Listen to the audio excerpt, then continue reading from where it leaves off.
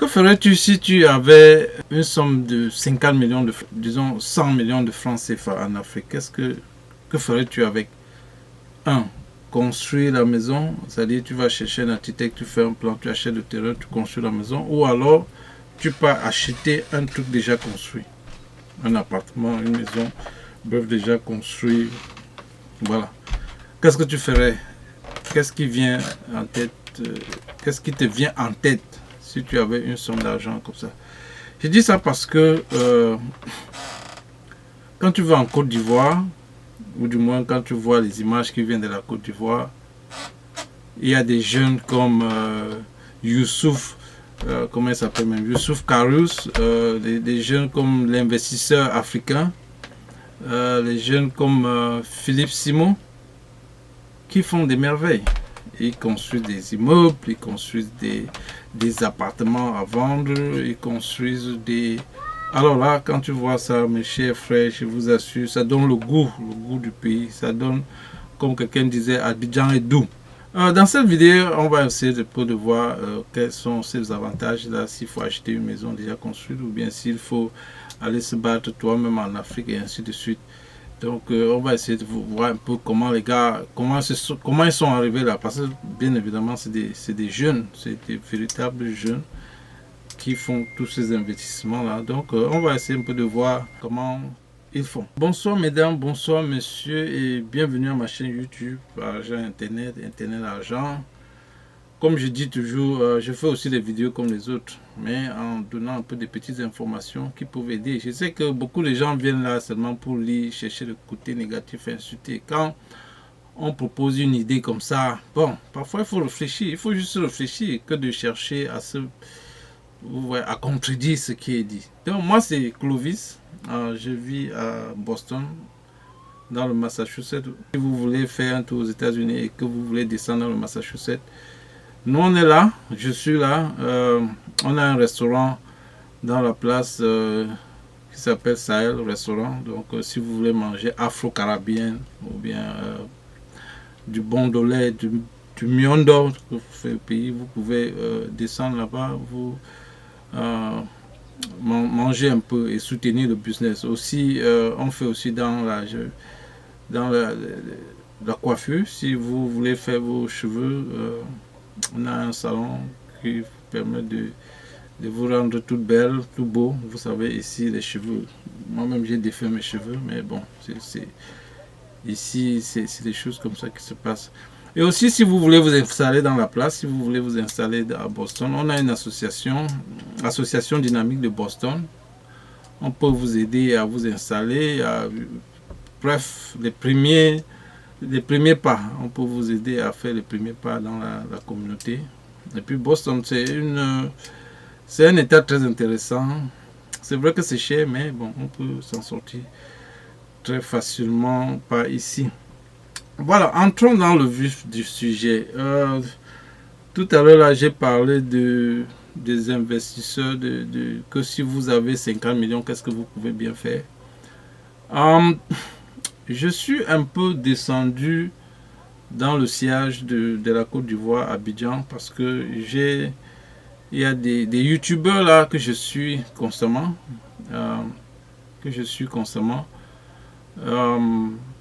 qui font dans l'immobilier. Alors là, quand je dis dans l'immobilier, c'est l'immobilier de luxe. C'est-à-dire les gars construisent des bâtiments, parfois c'est jusqu'à clé en main. Si vous connaissez ce que veut dire clé en main, c'est-à-dire qu'on construit toute une maison et vous venez payer ça quand c'est fini. D'autres comme Philippe Simon, lui fait des gros œuvres. Il fait des gros œuvres et vous venez acheter avant de faire des finitions. Voilà, ce qui est intéressant dans ce sujet, c'est que alors l'immobilier en Afrique, c'est sucré. C'est sucré. Bref, quand on voit tout ce qui se passe, et tout à l'heure là, je disais que si vous avez 50 millions ou 100 millions, qu'est-ce que vous ferez? Construire vous-même ou bien aller acheter des bâtiments luxueux qu'offrent ces gars que j'ai cités récemment. En commençant par, il y a un jeune que dernièrement j'ai vu ce qu'il ce qu'il propose en Côte d'Ivoire, c'est des bâtiments de luxe. Quand je dis des bâtiments de luxe, il s'appelle Youssouf Karius. Je ne sais pas si c'est Karius ou Karius. Mais c'est un jeune qui fait dans le luxe. Définitivement, c'est du luxe. C'est-à-dire qu'il construit des bâtiments, des appartements où vous venez acheter clé en main. Par contre, il y a un autre qu'on appelle l'investisseur africain. Et cette nouvelle se trouve dans cette... Voilà. Donc l'investisseur africain, c'est de lui que je parle là. Vous avez probablement suivi sa voix. Il s'appelle Jean-Yves Bracbo.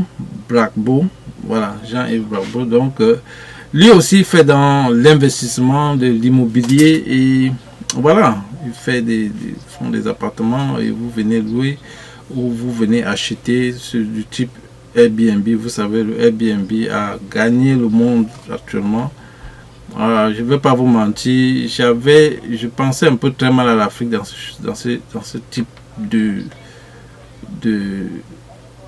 dans cette façon de faire, mais alors là, ça a gagné toute l'Afrique. Moi-même, j'étais au Cameroun dernièrement, je me suis installé dans un Airbnb, mais je vous assure, il n'y a pas de différence avec l'Europe. Donc, je parlais donc, avant de changer de sujet, de Yves qui fait aussi dans l'immobilier. Et notre dernier investisseur, c'est l'incontournable Philippe Simon. Lui aussi, il propose des bâtiments, des appartements qu'il construit et qui les vend sous forme de gros œuvres. C'est-à-dire que la maison est montée et vous maintenant, vous venez habiller ça.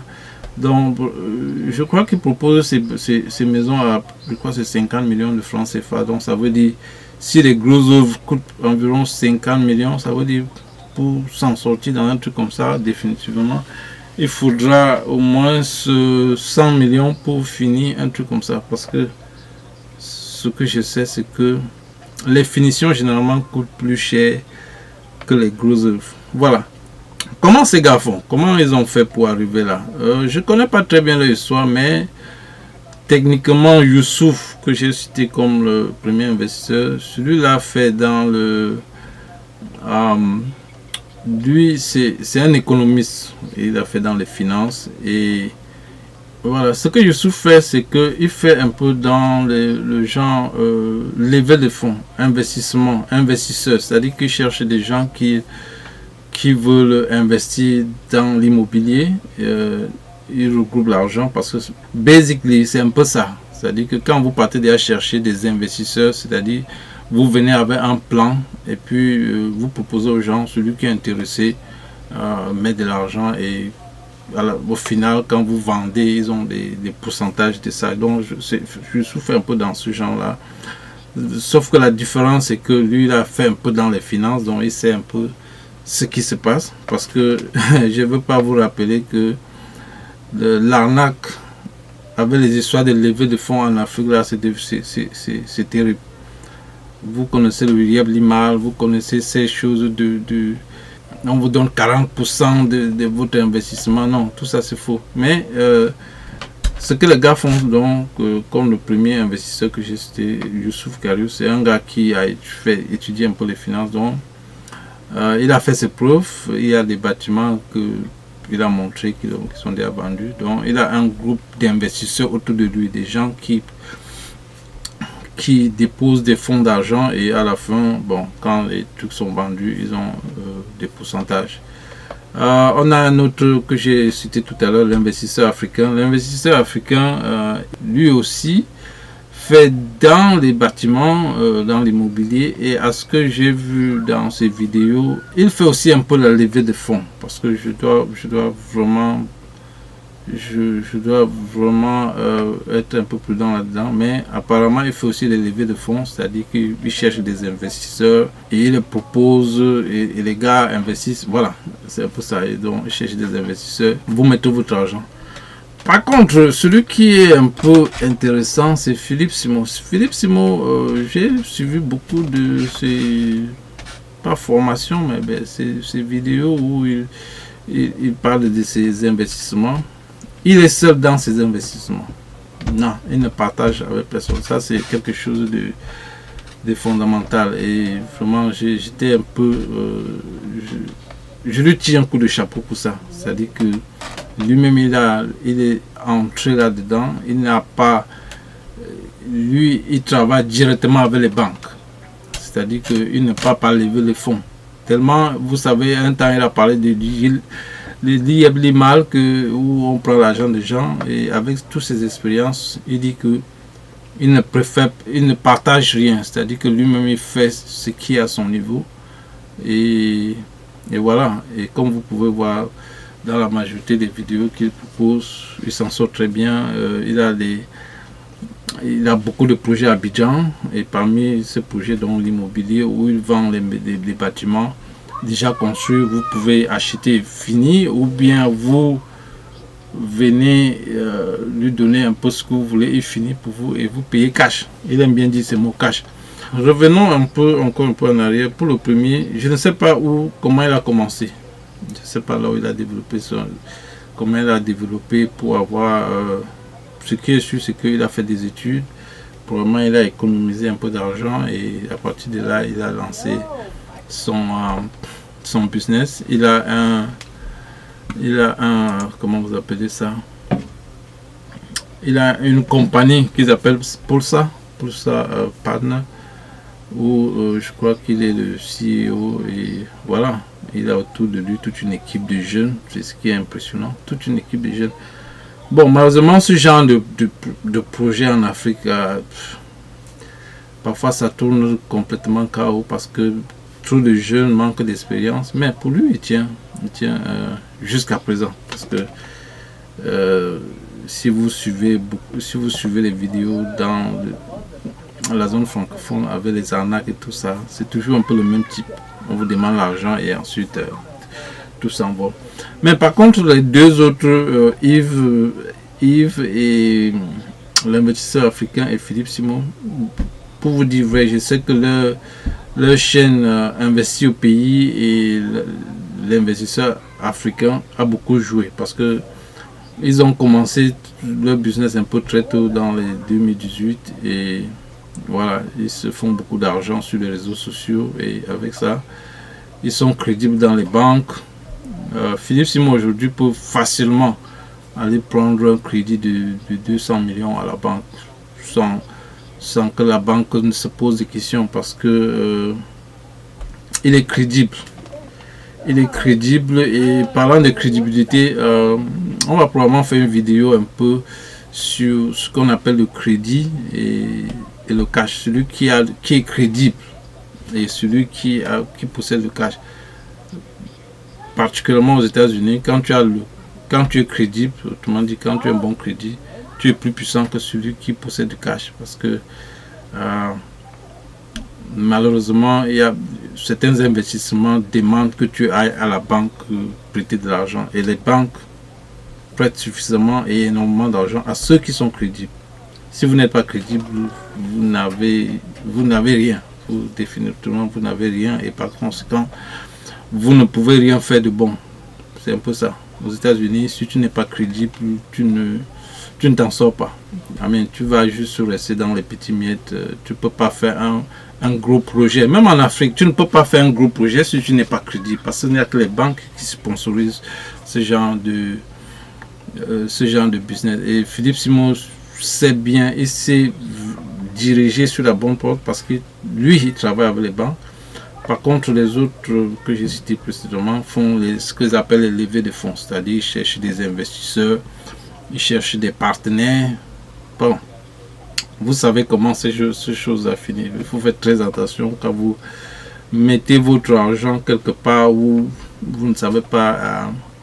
Je suivais un documentaire très récemment de Dennis Rodman, le basketteur, qui à une époque, quand il jouait encore au basket, il avait laissé ses revenus être gérés par une dame qui malheureusement avait montré des faux documents où elle disait qu'elle avait fait Harvard, elle avait fait ceci. Et c'est comme ça qu'elle a pris les gars dans une tourmente comme ça. Et puis elle a mangé tout et les gars sont tombés en faillite. Donc faites très attention où vous investissez. Investir est bien, mais faites très attention sur quoi vous mettez votre argent. Si vous pouvez le faire, c'est-à-dire faire comme Philippe Simon, traiter avec les banques directement, là ça serait great. That's a great opportunity right there. Mais pour arriver au stade de Philippe, il faut avoir construit, amassé, construit beaucoup de crédibilité. Parce que ici où je vis, on appelle ça crédibilité. C'est-à-dire que la banque veut s'assurer que tu vas rembourser cet argent. Et pour s'assurer que tu vas rembourser cet argent, ils voient comment tu as fonctionné dans le passé. Est-ce que tu as pris une voiture et tu as payé avec le temps? Est-ce que tu payais normalement tous les mois ou bien tu as sauté les paiements? Donc c'est un peu comme ça. On va faire aussi une vidéo un peu ça sur le crédit, le cash et tout ça. Donc voilà. Donc Abidjan est doux. Abidjan c'est un peu le Miami de l'Afrique, comme je disais dans une vidéo. Donc si vous voulez acheter des maisons déjà construites, rapprochez-vous de ces gars que je viens de citer. C'est un peu, c'est leur domaine. Jusqu'à présent ça marche. Vous savez, c'est quand ça tombe dans l'eau comme le lit mal, ou bien je sais pas moi, toutes ces histoires qu'on dit que venez investir, l'agriculture est montée, c'est descendu. Mais pour ces gars, pour le moment ça marche. Surtout Philippe Simon que je suis de temps en temps.